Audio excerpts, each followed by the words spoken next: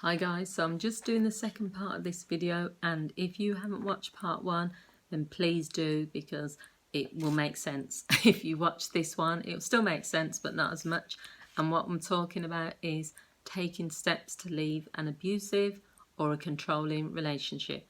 So in part one, I talked about some examples of what an abusive or controlling relationship might look like and the impacts that it might have.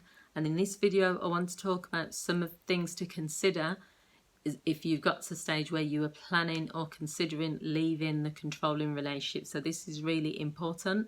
And as I've said in my previous video, I've worked for Women's Aid as a counsellor for 3 years, as a volunteer counsellor, and this stuff comes up a lot. And also in my private practice as a counsellor, it comes up for lots of women. So the first thing to consider is that the abusive person will not give up control. So what you have to really think about is your safety, okay? Many times where women have been hurt or killed, and I've seen this on programs, but also I'm aware of, is because they've tried to be this mature, civil, and do this in a really nice way. They say, right, I'm going to leave this person, but because I still love him, or because it would be unfair of me to just leave without telling him, I'm going to go and confront him and I'm going to tell him to his face.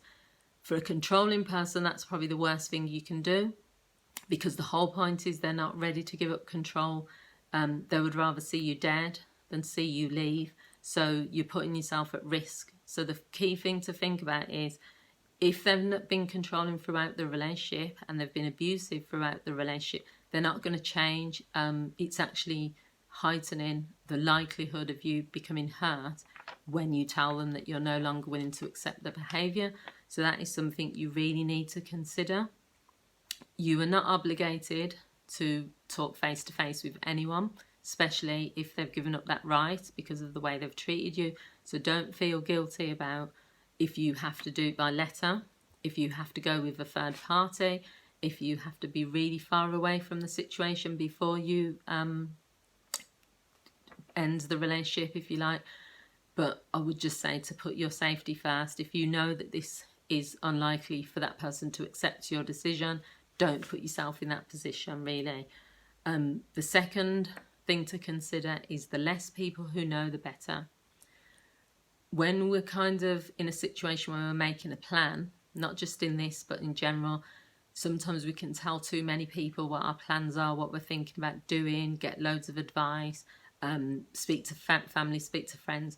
You're putting them in a dangerous situation, because they might let things slip, not on purpose, but you have to remember who you're dealing with. So if you look at everything from the point of view of, this is a controlling person, this is an abusive person, they'll use whatever methods it takes to get hold of where you are, to use guilt trips. Maybe they'll phone your parents, they'll phone your friends. So by you giving that information to people you know, there's a likelihood that they're not going to do it on purpose, but they could let things slip. So the best thing to do is to maybe select 1 or 2 people close to you that you trust with your life, and still don't give them all the information. Just give them as much information as you feel they need to know. Once you've actually exited the relationship, at that point you can then get in touch with people and you can say anything you need to. I had a friend years ago who did, 1 minute I was talking to her, I was going to her house, everything was normal. Out the blue, she escaped to another city, and the only time I knew what was going on was when she was safe and she was in that place. Then she phoned me and told me everything. And that wasn't even to do with trust. I think that was just her way of saying she didn't want to tell anyone. She wanted to be out of the situation. So there's nothing wrong with you doing that. And the third thing to consider is to take your time and do things when you're ready.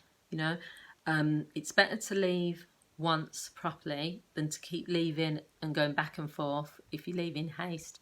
So even if it means you have to wait longer to exit the relationship, with enough planning, which I'm going to talk about in the third video, then it's more likely that it will succeed. Because one of the biggest issues that comes up from people who leave abusive relationships is that they leave in the middle of the night, or they leave the next day, or they just have to be out of there. And there's times where you do. It's too dangerous for you to stay. But in the cases where you can do the planning, you can check out where you're going to be going, you can have the money ready, you can have things in place, there's less likely that you're going to then go back to that person because you feel you have to. A lot of times when women return back to abusive partners, although the myth and the people judge them and say, you know, they must enjoy it, or, you know, they love them that much, they can't leave them. A lot of times it's because they have nothing, they have no money, no address, nothing's been planned, so they feel the only option is to go back. So don't be persuaded by what other people say to you or what other people think. Don't let someone say to you, you know, you need to leave now, you need to do this, you need to do that. It has to be on your terms and you have to plan it out for when you're ready. So they're the 3 things in this video, important things to consider. That the person will not give up control easily, so don't put yourself in a dangerous situation. The less people who know your plans, the better.